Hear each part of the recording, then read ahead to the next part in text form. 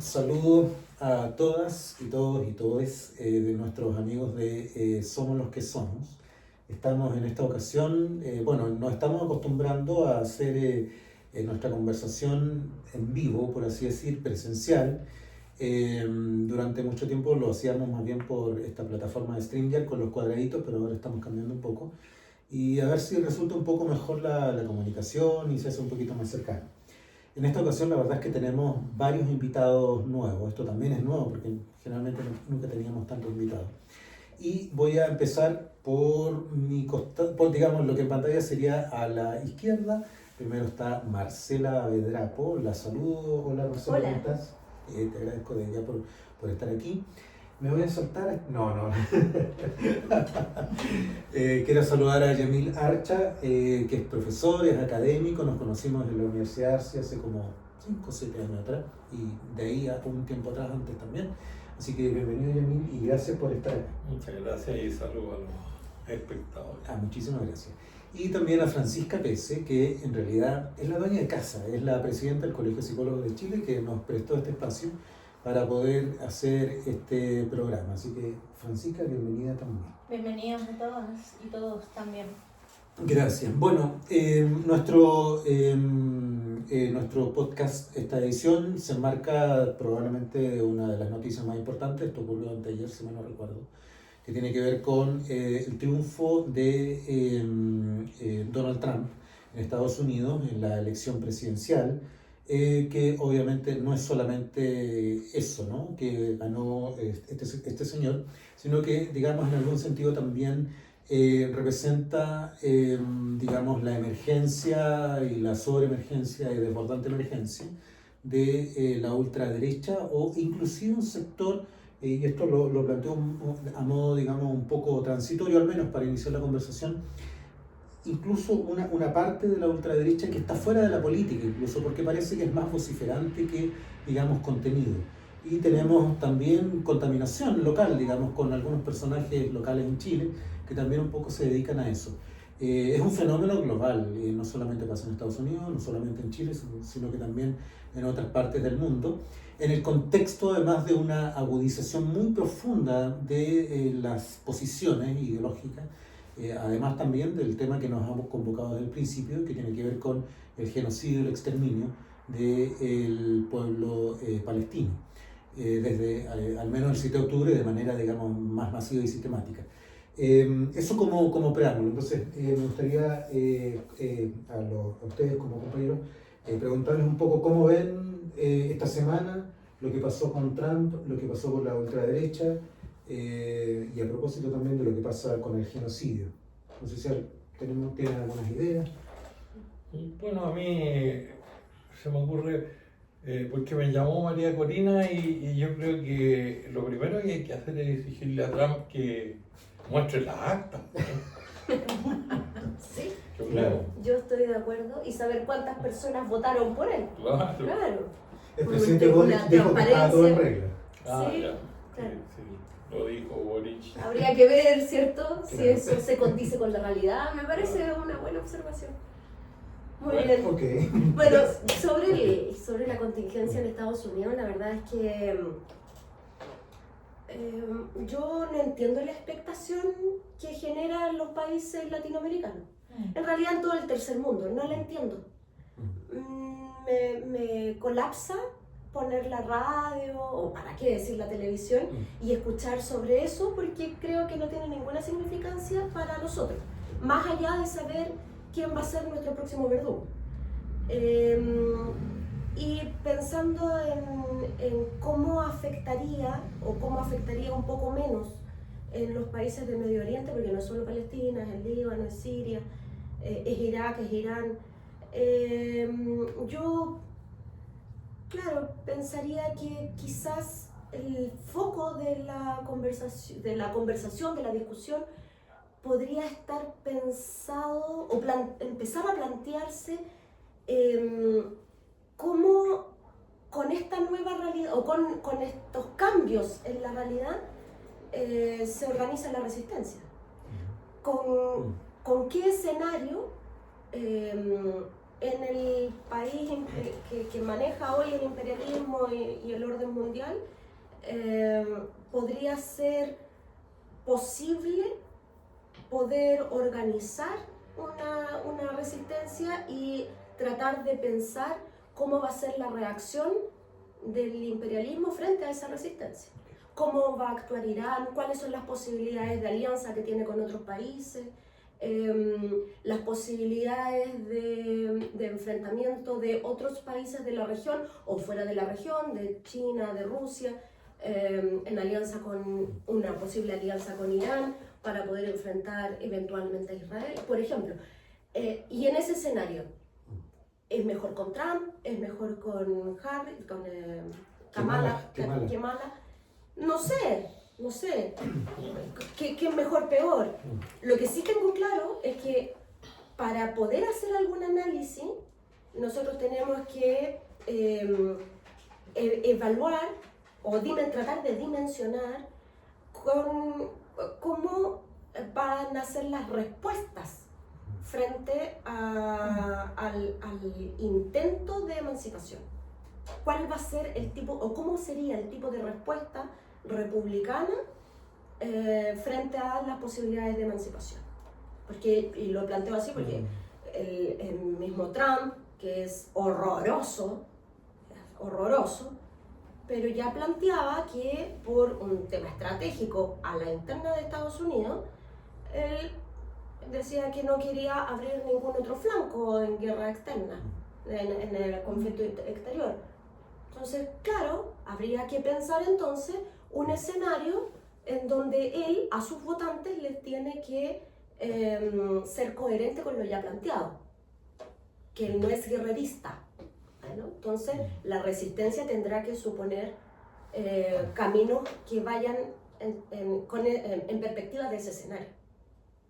Así lo plantearía yo. No que es mejor, que es peor, no. Pero bueno, con esto hay que pensar entonces qué posibilidades tienen las resistencias en Medio Oriente, con posibilidades de alianzas internacionales que incluso eventualmente podrían también involucrar a América Latina. Aquí tenemos alrededor de 4 o 5 países que han sido muy claros en plantear su posición. Cuba, Venezuela, Nicaragua lo plantearon desde el principio, pero luego del 7 de septiembre Bolivia también se suma, lo plantea con mucha claridad, y hay un par de países más que también han sido así, Colombia con Petro, México. Y Lula, que lo perdimos, pero antes de perder. Claro, entiendo Alcanzó a hacer que algunas Honduras declaraciones también, lindas. ¿no? Con Xiomara. Sí. Bueno, y las posibilidades de empuje desde los otros países, como Chile, por ejemplo, que ha tenido una postura de medias tintas, pero con una sociedad que tiene que ir empujando. Claro, se han logrado ciertas cositas, por ejemplo, en países de medias tintas como en Chile, gracias a que hay una población que trata de empujar en ese sentido. Entonces, yo creo que va por ahí. Perfecto, gracias, Marcelo. Profesor, yo creo, ¿no? Dígame. ¿Cómo lo ve usted? Bueno, la verdad que como dice Marcela, a mí tampoco me sorprende ni uno de los dos resultados, porque obviamente que el poder en Estados Unidos está muy lejos de la presidencia. La presidencia es un ejecutor de los designios del poder profundo de Estados Unidos, que es un centro mundial del sionismo. O sea, uno puede verlo como la cola mueve al perro. O sea, la mayoría de la gente cree que Israel mueve a través del Pentágono y todo el antro sionista que hay, Wolf y China y todo ese lote. Pero quizás es al revés. Yo quisiera enfatizar ese otro aspecto. Yo creo que, como siempre, el perro mueve la cola y no es la cola la que mueve al perro. ¿Por qué sostengo esto? Porque, y quiero hacer un paréntesis en el sentido de que es bueno tener un diagnóstico. O sea, está bien estar en la contingencia, pero para poder generar una cierta estrategia y poder visorar un poco el futuro, uno tiene que remontarse al pasado, eso es inevitable.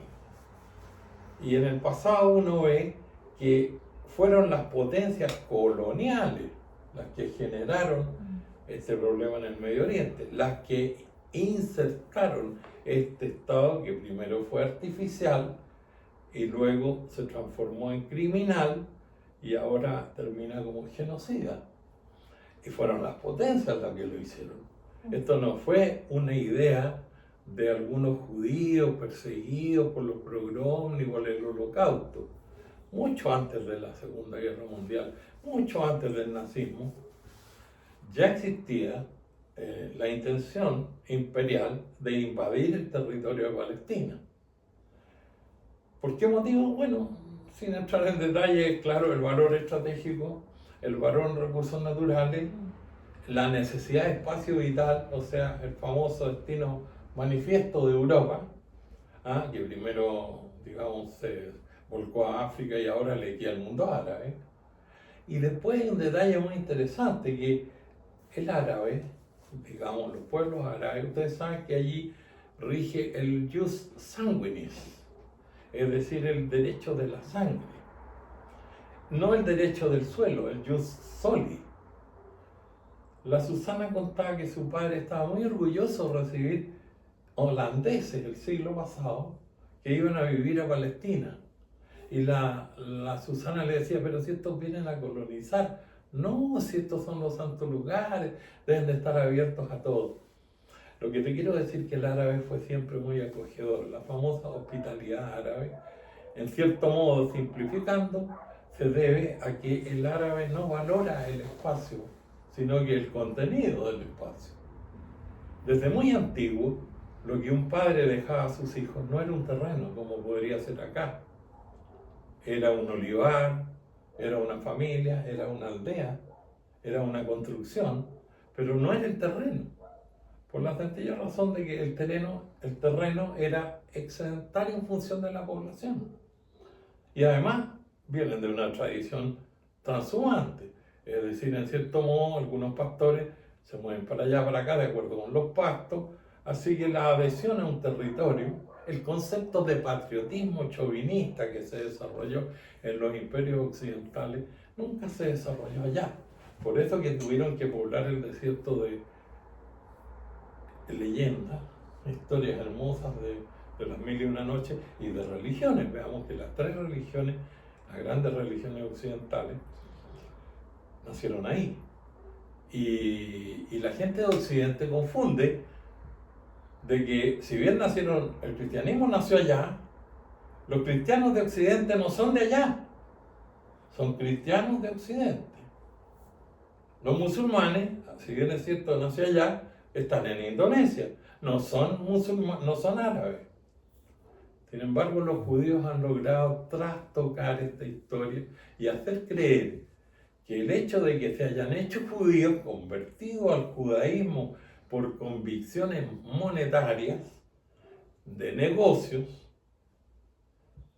han hecho creer a Occidente de que ellos vienen de allá, cuando lo que viene de allá a lo mejor es una filosofía, aunque yo personalmente, si me permiten en otra instancia, podría demostrar que ni siquiera la ideología viene de allá, porque es plenamente una ideología formada en el negocio bancario.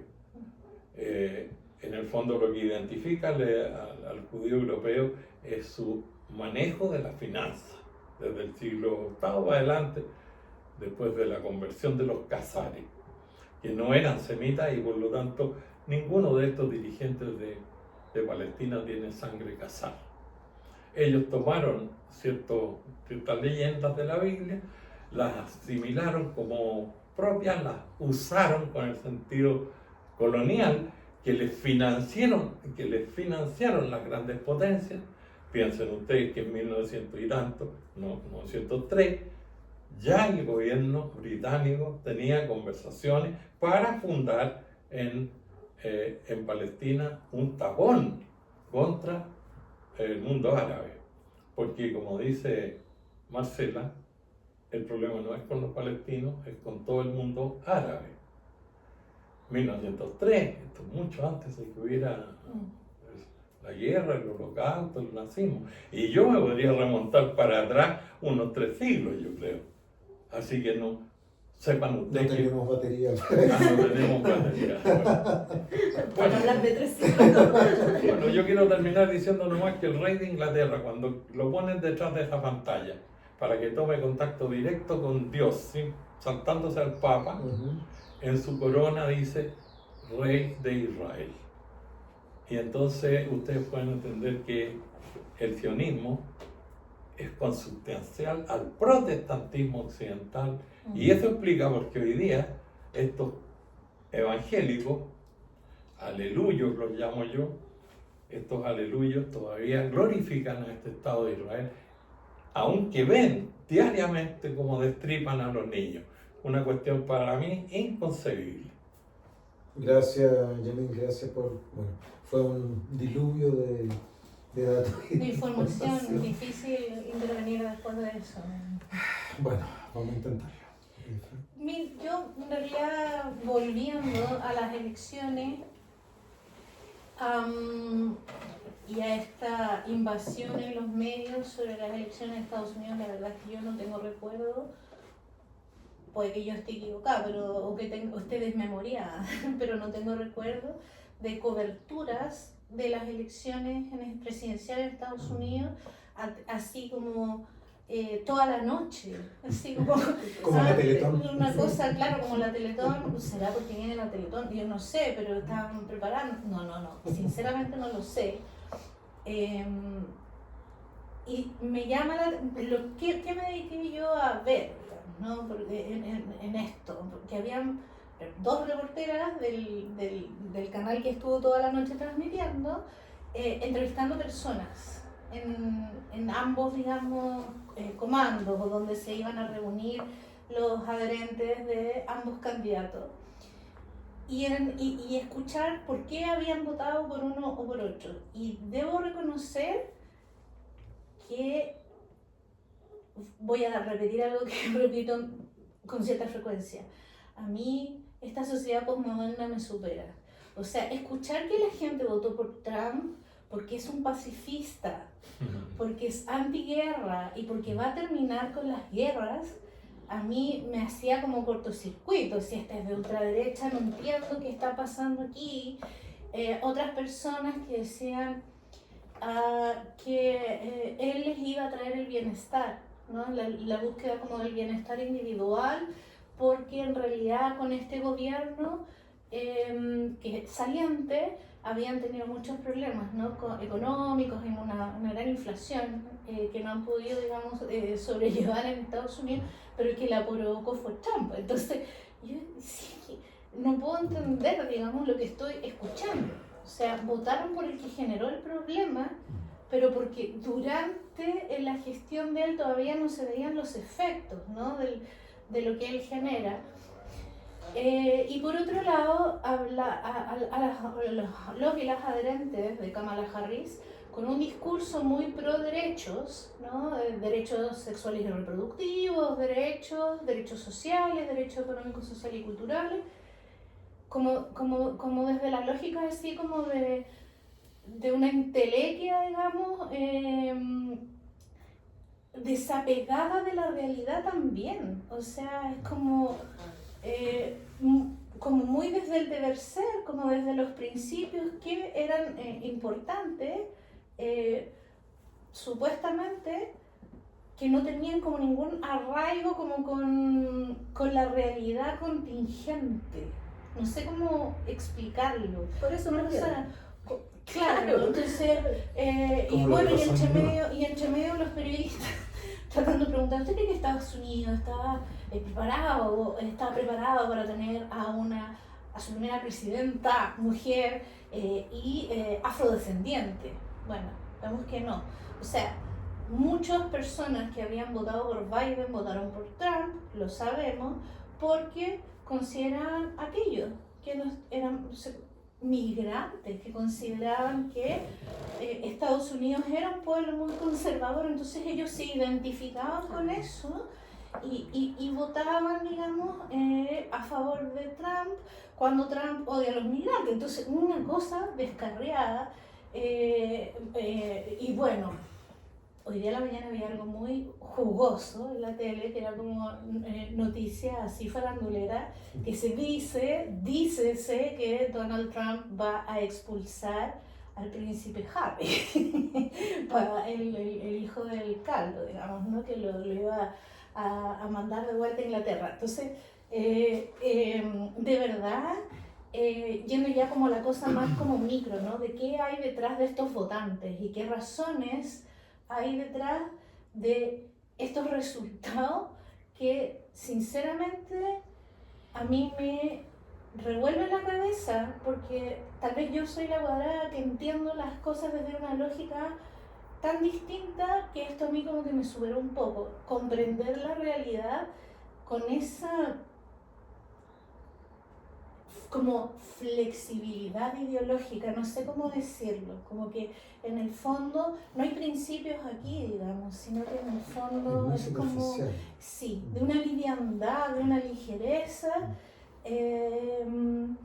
disfrazado de como principios inclusive medio mesiánicos, ¿no? Y decir que un tipo de ultraderecha, antimigrantes, fascistas, ¿cómo se llaman estos que creen en las razas superiores? Supremacista y qué sé yo, es antiguerra. O sea, es como pum. Yo creo que ahí hay una cosa súper disonante, súper curiosa, que habla mucho de estos tiempos y en realidad más que preocuparme Estados Unidos en lo concreto y siendo bien localista, digamos, me preocupa en qué medida esto es algo que también está pasando aquí, ¿no? En nuestro país.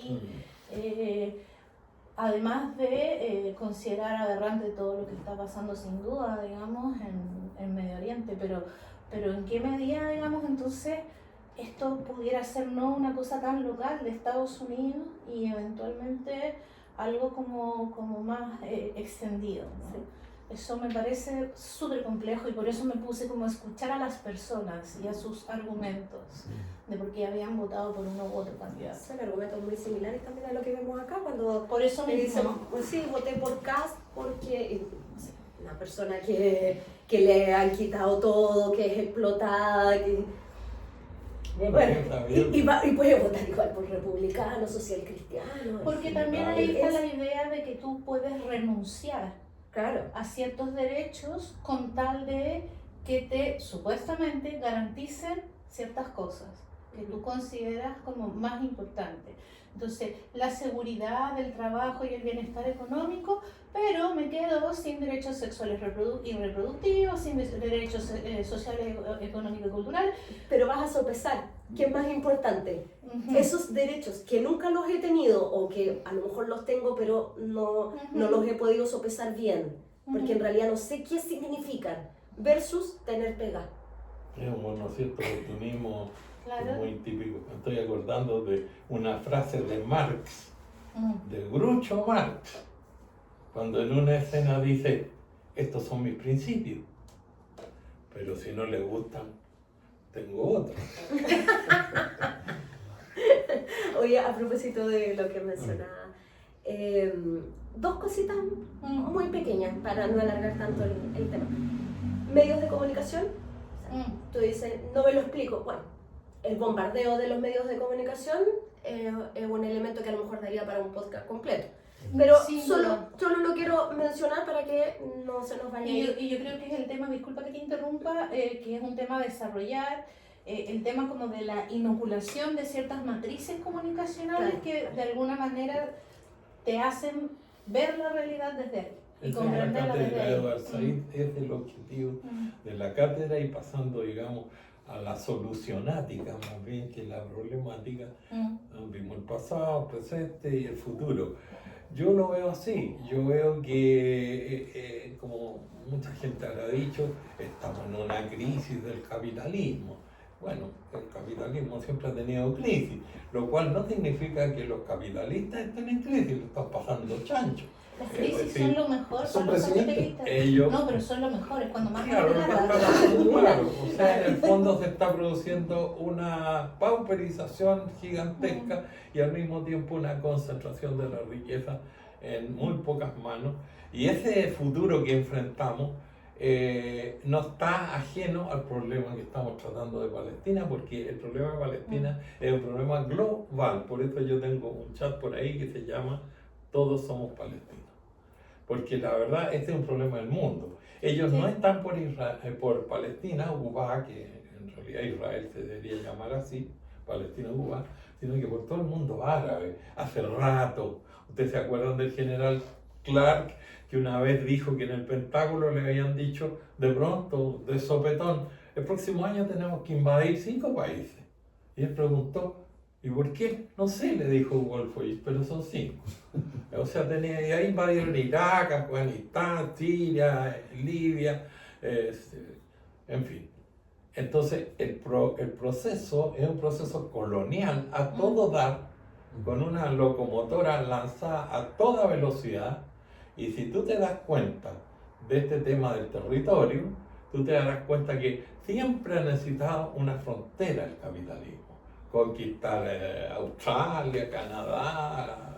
Ahora la conquista es el desierto del Medio Oriente y del norte de África, que si usted lo mira en el mapa es una zona amarilla. Pero si usted sabe que existe la desalinización de los mares y una tecnología muy avanzada en todos estos asuntos, eso es un vergel a corto plazo. Y por lo tanto necesitan población para ir a no población árabe. A la población árabe la quieren exterminar absolutamente. De hecho, Israel antes ocupaba a los palestinos como mano de obra. Hoy día los extermina. ¿Por qué? Porque está importando filipinos, en fin, gente que no tiene arraigo con la tierra. Así que la técnica esta de eliminar a los palestinos la van a extender a todo el mundo árabe y van a tratar de colonizar con los aleluyos que llamo yo, es decir, los evangélicos, que creen todavía en esta cosa mesiánica y la superchería mítica, ¿no? Que justifica estos comportamientos que son puramente economicistas. En el fondo se trata de colonizar todo ese territorio por parte del Occidente como siempre quiso, desde Alejandro Magno, pasando por las cruzadas, siguiendo por Napoleón, pasando por el Imperio Británico, los romanos, en fin. Hoy día Estados Unidos, porque sin Estados Unidos Israel ya hace rato se habría deshecho. Entonces yo creo que el enfrentamiento que tenemos es una cosa tremenda. Ahora, yendo al epílogo, lo que habría que hacer, por lo tanto, así como está muy organizado el poder capitalista mundial sionista o anglo-sionista, como lo llamo por ahí, el tal Ariel Pierres, la solución es la de siempre. Los pueblos tienen que organizarse. Y no solo en organismos pequeños por aquí o como allá, como quiero hacerlo yo con el tema este de la cátedra, sino que hay que hacer un movimiento internacional. De hecho, existen movimientos sindicales mundiales.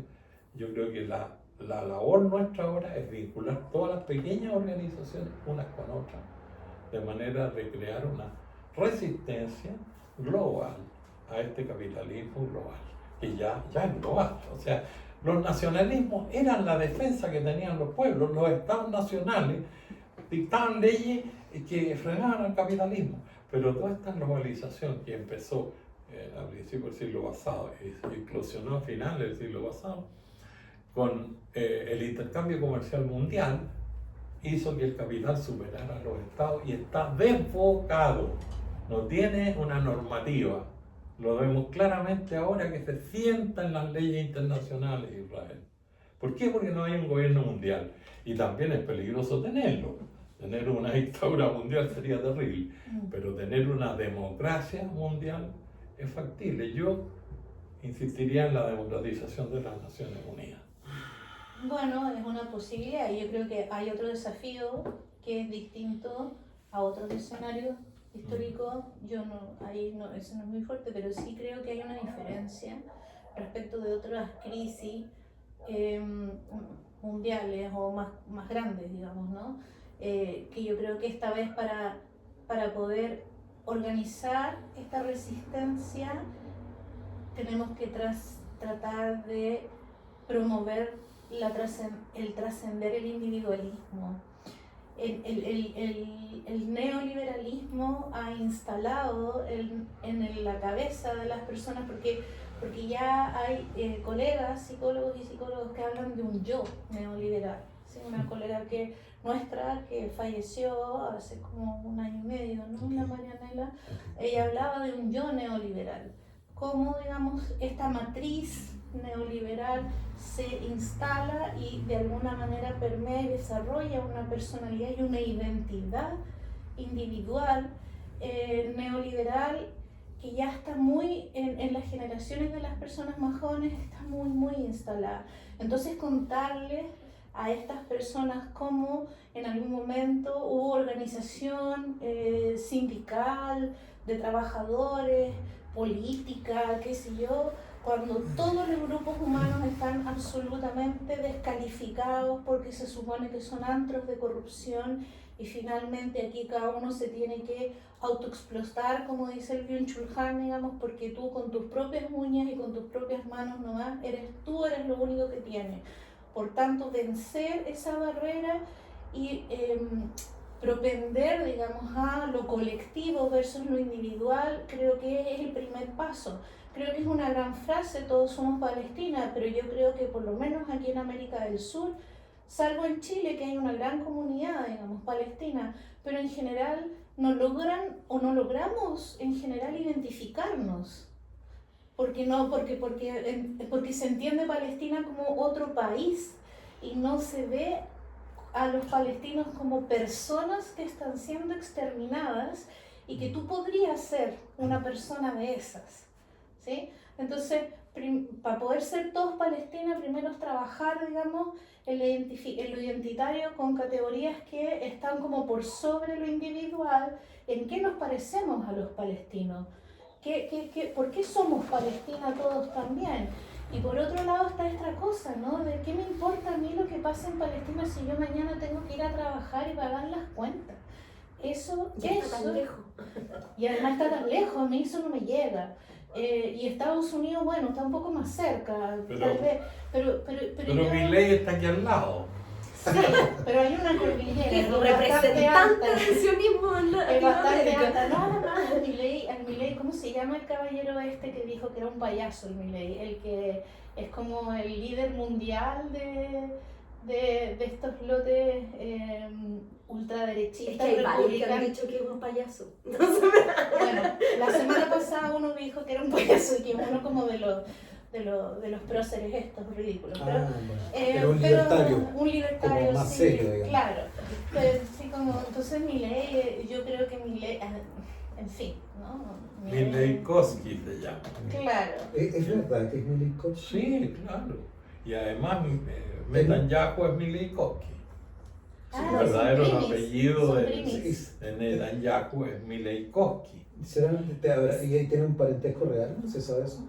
Bueno, más allá de eso no sé, pero 2 apellidos de la misma origen. No deja de ser. Oye, yo quería decir una cosita muy chiquitita. Yo sé que, o sea, no sé, no es chiquitita tal vez, digamos, pero a propósito de lo que ustedes plantean, quiero decir 3 cosas. Uno, yo creo que el triunfo de Trump y todo lo que se ha hablado hasta acá, yo creo que también pone en evidencia un vacío ideológico. Sí. Y las personas que tenemos militancia, yo creo que tenemos una responsabilidad respecto de cómo enfrentamos el malestar social Sí. con una propuesta clara. Porque, digamos, o sea, es tan absurdo finalmente, a propósito de lo que tú planteas, cómo es que las categorías de respecto de cómo resolver estos asuntos se mezclan de una manera, digamos, inaccesible, digamos, es imposible, ¿no? Pero también ahí hay un problema de no hay una alternativa aparentemente. Por ejemplo, una alternativa al tema de la seguridad aparentemente en Latinoamérica es lo que pasa en El Salvador, que es tal vez, digamos, para digamos, dentro de la derecha, es tal vez digamos, la respuesta más llamativa. La receta. Es la receta Más clara, además. más clara, pero ¿qué es lo que dice? Pero ¿qué es lo que dice a propósito de la generación woke, como dicen los libertarios? ¿Qué es lo que está proponiendo el progresismo en nuestra región? Yo creo que no mucho. Yo creo que hay una falta digamos, de una propuesta que permita visualizar ese malestar. Y permíteme, y las otras dos cosillas. Dos, yo pienso que aquí hay muchas ideas dando vueltas y yo quisiera desde ya comprometerlo para las próximas sesiones. ¿Sí? Ah, sí. Y lo Si tercero... dan los tiempos, obviamente. Yo digo que si al tiro después viendo la agenda. Y lo tercero es que, a ver si podemos en una vuelta más incluir un poquito el tema, porque también por algo invitamos a Yemil acá, es que Yemil organiza la cátedra internacional Edward Said hace alrededor de 15 o 20 años atrás, y además está promoviendo la creación de una fundación Edward Said acá en Chile. Y Marcela también, digamos, está probablemente, seguramente, o sea, no es que probablemente, está participando en este proyecto, entonces... Estoy incluyendo, claro. Entonces, a ver si de esas tres cosillas tal vez podemos dar una última repasada más. Quería, quizás conectando los temas, fíjate, porque pareciera ser que son diversos, pero fíjate que están muy conectados. Tú misma te preguntabas por qué la gente vota como vota, y tú más o menos también tomabas como esa interrogante. ¿Hay alternativa? ¿Hay posibilidades realmente de proponer algo distinto? Y lo que yo creo es que la gente vota como vota y cada vez vota más por la derecha más dura. Sí. Escoge la parte menos medias tintas. Más clara. Porque lo que se busca precisamente es claridad. Han sido tantos años de esta política camaleónica que nos ha transmitido un discurso que tiende a la alternancia como parte del juego democrático.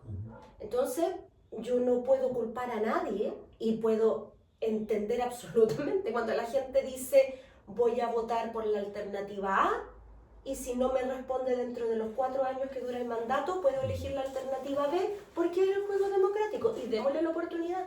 ¿Por qué? Porque ni la alternativa A ni la B son diferentes. Entonces, bueno, si no resultó, por ejemplo, un Gabriel Boric en Chile, después podrá venir otro de derecha. Pues. O otro Gabriel Boric, pero distinto.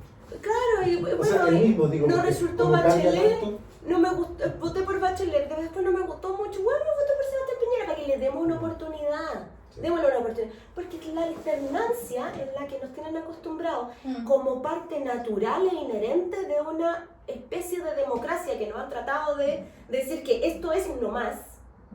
Entonces, nos tiene que, como, no sé si explicar por sí misma, pero sí mostrar ciertas respuestas. Como un elemento. Yo de verdad pienso que la falta de alternativa y la falta de claridad en las posturas, y no solo en la postura, decir lo que yo pienso, sino que en lo que yo propongo.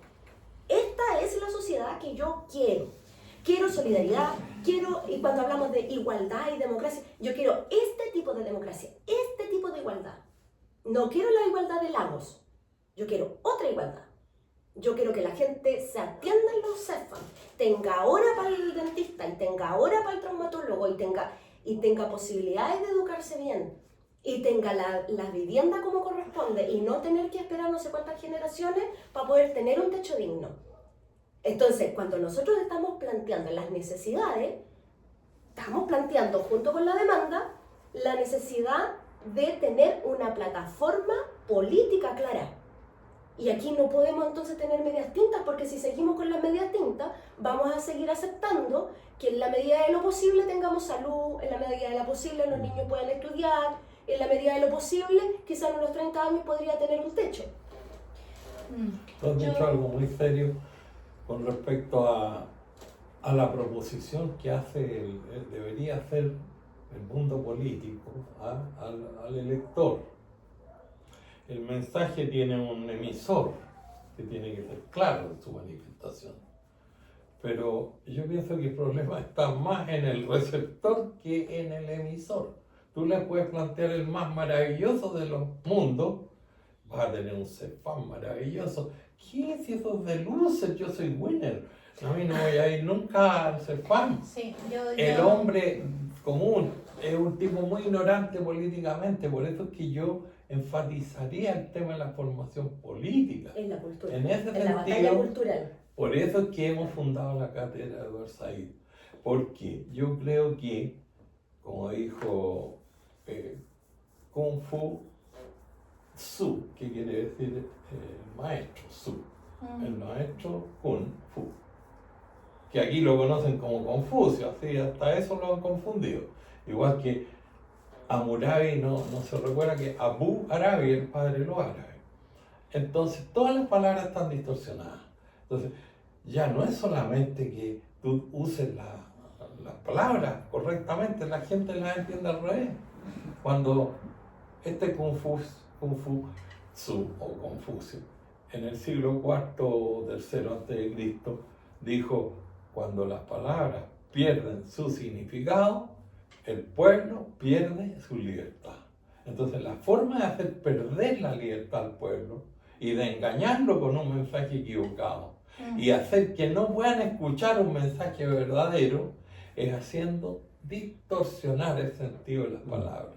Y eso fue lo que descubrió Edward Said, precisamente, que es el fundador de los estudios postcoloniales, con su texto El Orientalismo, donde descubrió entre la intelectualidad occidental, en la más distinguida intelectualidad occidental, esta distorsión de ver al Oriente, de ver al otro completamente distorsionado, pero distorsionado de una manera bien especial. Esa distorsión consiste, es atractivo pero es despreciable. Una cosa así como la mujer fatal. La quiero pero le tengo miedo, porque es mala. ¿Entiendes? Entonces yo quiero al mundo árabe, pero el mundo árabe hay que estar con cuidado, porque si no te mandan. Siempre el árabe sale en las películas con un puñal, es un terrorista. Entonces esa distorsión mental es fundamental combatirla con una formación política, y esa tendría que ser en la escuela, pero la escuela no la está dando, y con razón Mark Twain dijo: yo nunca permití que la escuela interfiriera en mi educación. Hay que tener mucho cuidado hasta con no solo con los medios, como decía Fran, no solo con la internet. Hay que tener cuidado incluso con las escuelas y las universidades. Sí, pues, además está el modelo centrado en la formación de competencias, no está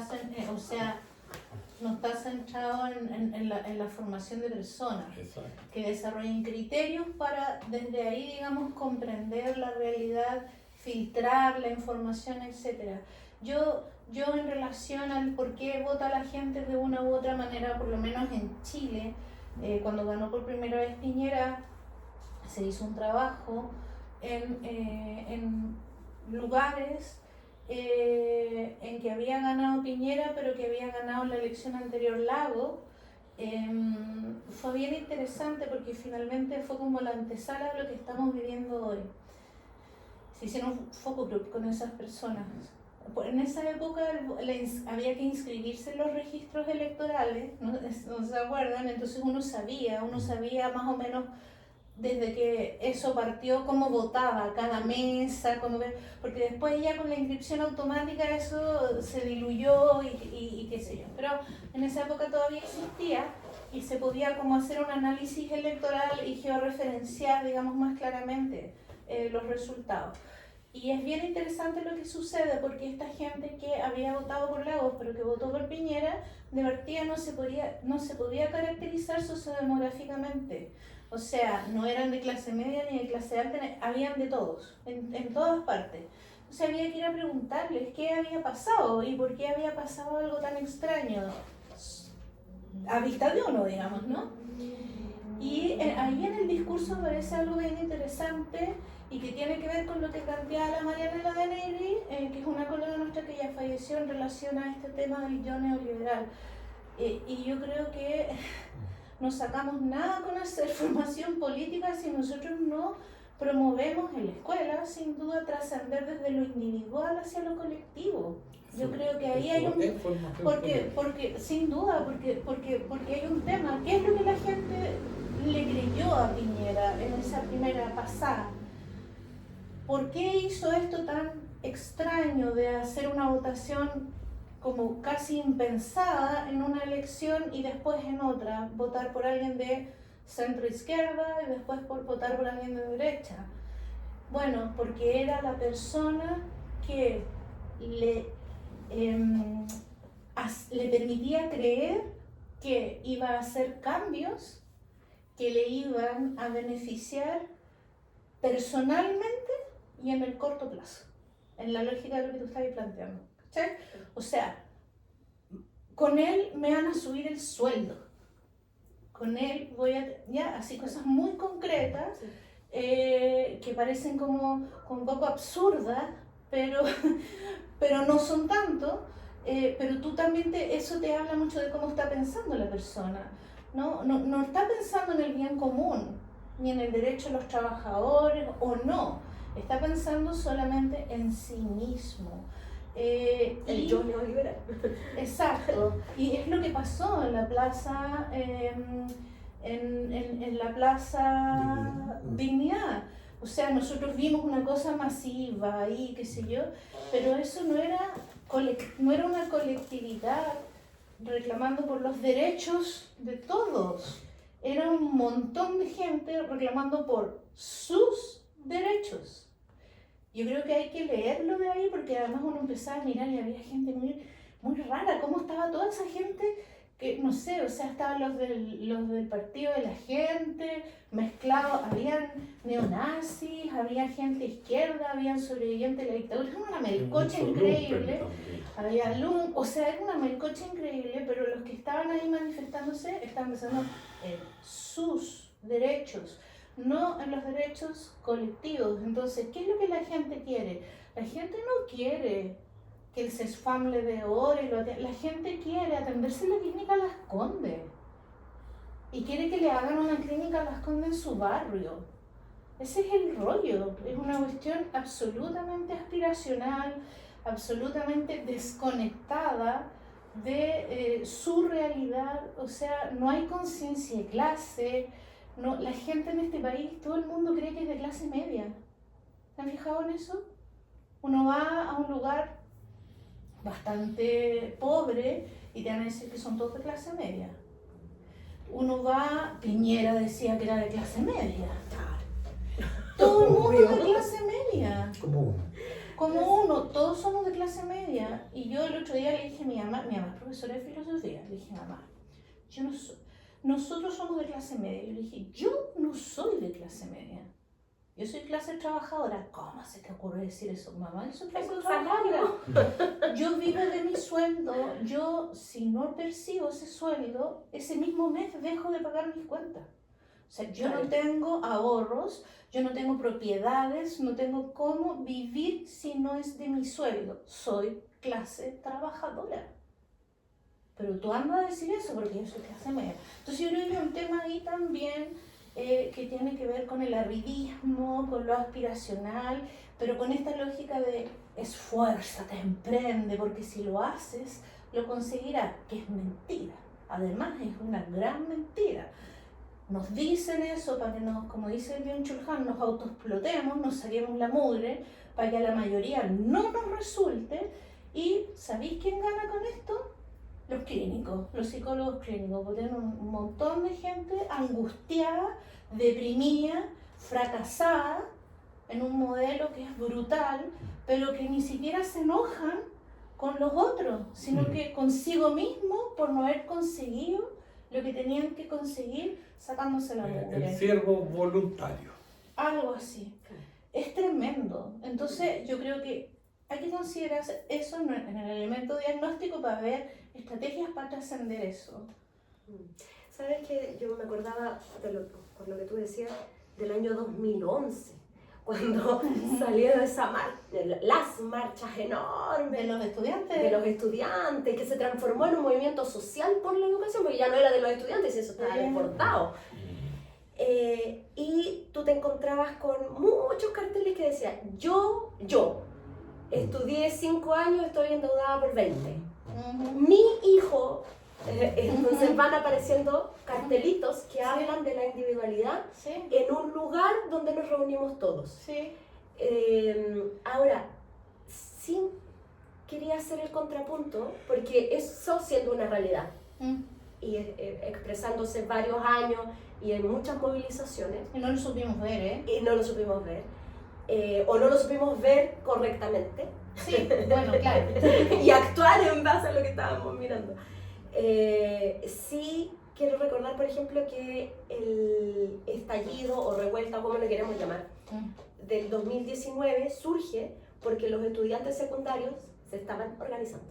Sí. Ahora, es cierto que la reacción de la gran masividad tiende a la individualidad, que se junta, pero el germen sigue siendo la organización.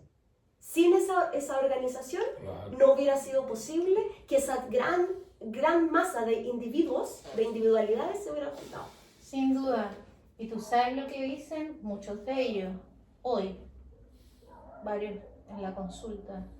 Nunca más.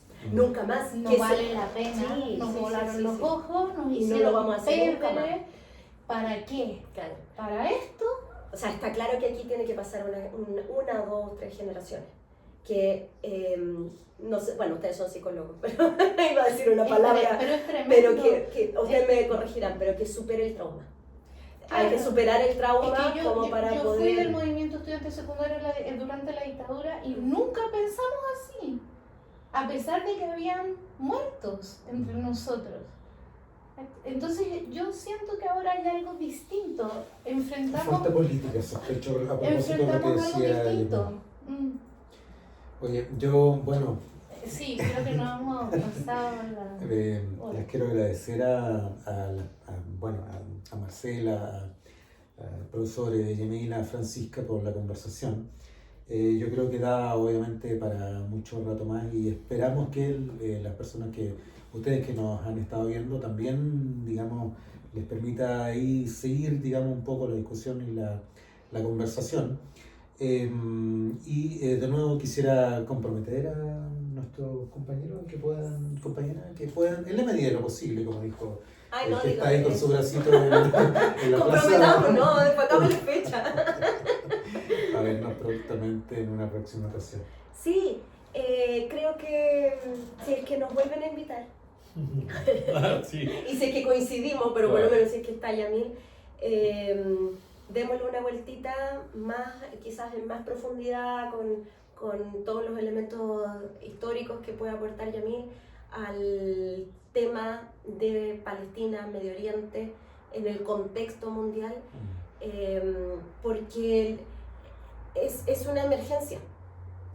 Es una emergencia que tiene más de 70 años, 76 años,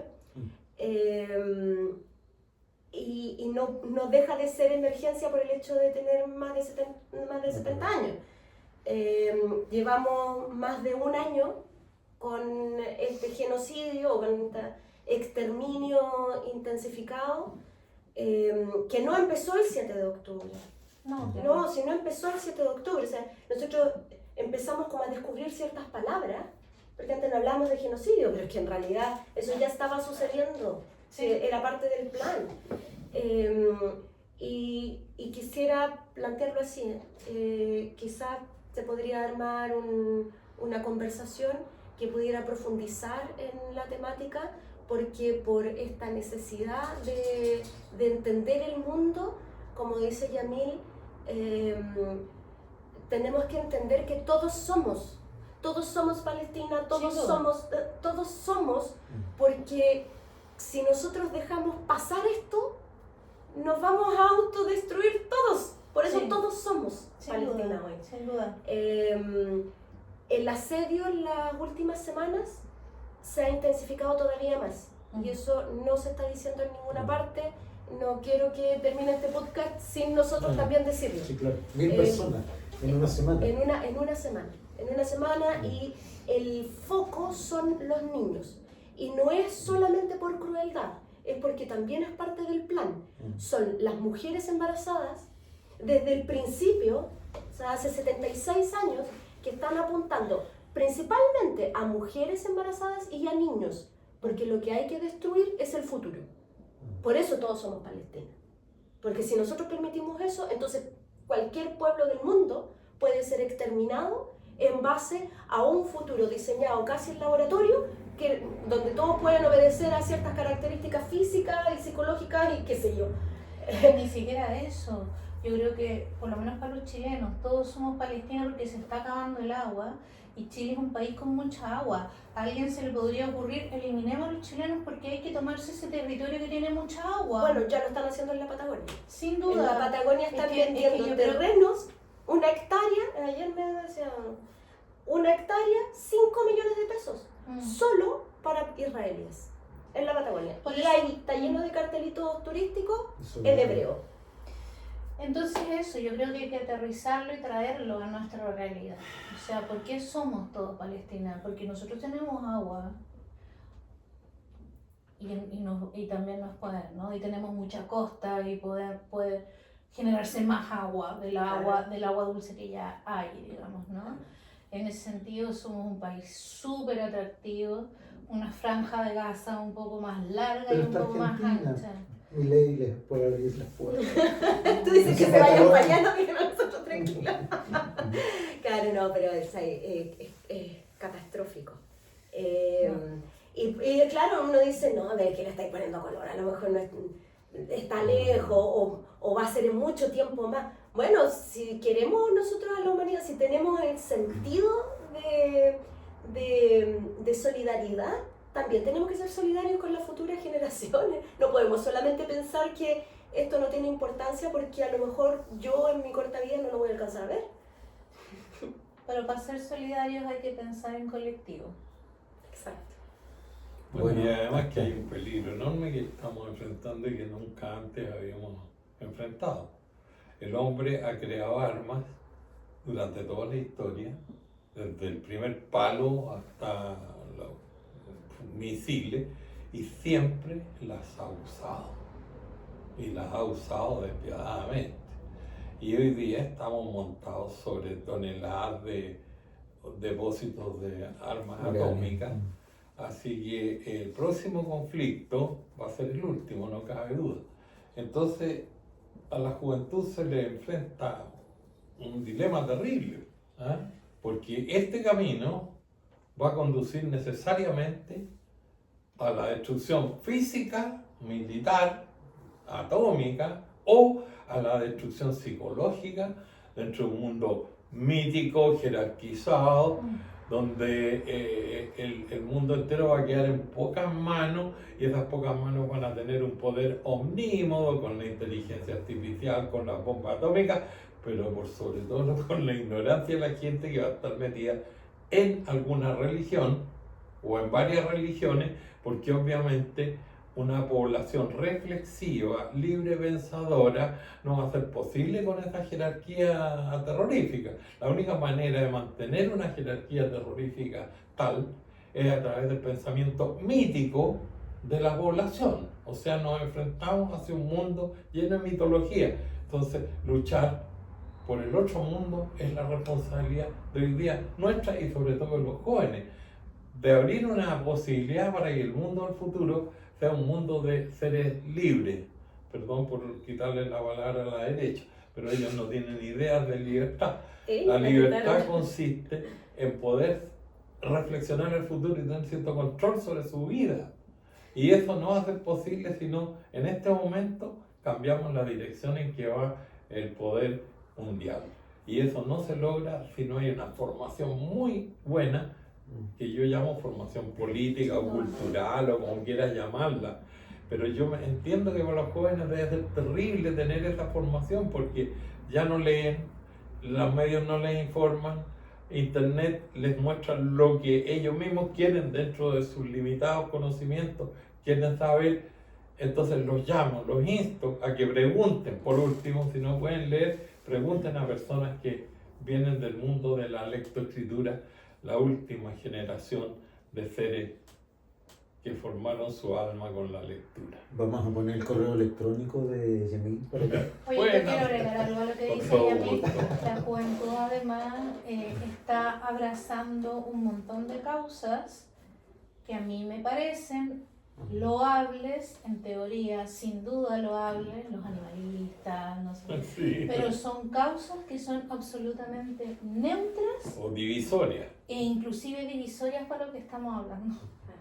Entonces creen que se están organizando en torno a lo que realmente importa, pero lo que vemos los más viejitos es que en el fondo hay una despolitización, una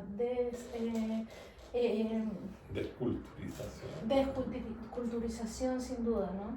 Entonces son causas que parecieran ser, ¿no? Que es como la lógica de la izquierda woke. Es que el mercado es muy hábil. Es que mientras más causas hay, más mercados hay. Este deseo de la juventud, esta necesidad de la juventud de hacer algo con la vida, Sí, sí. es encausada entonces por el mercado y les da, usted quiere ser vegano, yo le tengo todo, Yo le tengo la zanahoria y a Cazar le tengo el palo. Claro, no, y no solo eso, toda una gaveta en el supermercado donde usted puede elegir miles de productos para Mientras que usted sea más vegano. grupos haya, Entonces, el mercado más y más exacto. abre nuevos targets. El futuro es Matías Toledo. ¿En qué sentido? Es un comercial. No, Matías Toledo hizo un trabajo de base. Tú dices Sí, ese Por eso es un camino. comercial. Hizo lo que hay que hacer. Sí, colectivo. Bueno, sí. hay que apoyar para que Yo- eso funcione. Yo no creo que existan las recetas, porque cada lugar tiene su especificidad. Pero él Pero hizo lo una que cosa sí- bastante universal, que es, digamos, La trabajar organización con las social. organizaciones de base. Claro, Sí, pero porque ya no él- tiene nada de otro él- mundo, él- pero lo hizo. Pero él es desde la lógica, digamos, de Simbardo heroico, o sea, años Claro. gastando En la zapatillas y periferia, zapatos en la claro. periferia, porque ¿cuántos años lleva el dijo? Llevamos más de 10 años, no sé cuántos años, mucho más de 10 Toda su años. vida, porque es un cabrón joven. Exactamente, o sea, el ver, digamos, ahí ya hace de eso una Porque había una causa. convicción, había una claridad, había formación Exacto. política. Ahí Sí, tenemos un ejemplo. o se fue Ojalá convenciendo tuviéramos por el más. camino, no sabemos. Estudió en el ARSI. La mejor universidad Por de supuesto. Nigeria. Hicimos clase Bueno, con- yo no soy de esa escuela, pero... ¿Cómo se llama? ¿La San Sebastián? No, tampoco. La mayor ese convenio que hizo con el SICOPIN, ¿vieron Claro. eso? Ah, sí, Inventó lo había una visto. universidad en Estados Unidos, Que tiene como hizo una un convenio alumna y con esa media. universidad y le pasó dinero. Y eran los mismos dueños. Es como el modelo de las inmobiliarias que tenía... Exacto, Claro, claro, claro, como más como internacional. otra universidad. Claro, somos los mismos, No. la fundación, la típica fundación. No, somos y los además mismos, pero somos Se distintos y tú me pasas la acreditaron, plata. lo acreditaron de Estados Unidos, ellos mismos. Oye, yo quiero agradecerles nuevamente. Nos excedimos un poquito, solamente un poquito. Muchísimas gracias por estar ahí, por escucharnos, por la paciencia. Invitar de nuevo a nuestros invitados, como, bueno, para un poco la redundancia, para la próxima y para las próximas, a ver si podemos continuar esta conversación. Muchísimas gracias por estar ahí. Que estén bien. No tome Coca-Cola. Eso. Mi agua Nestlé.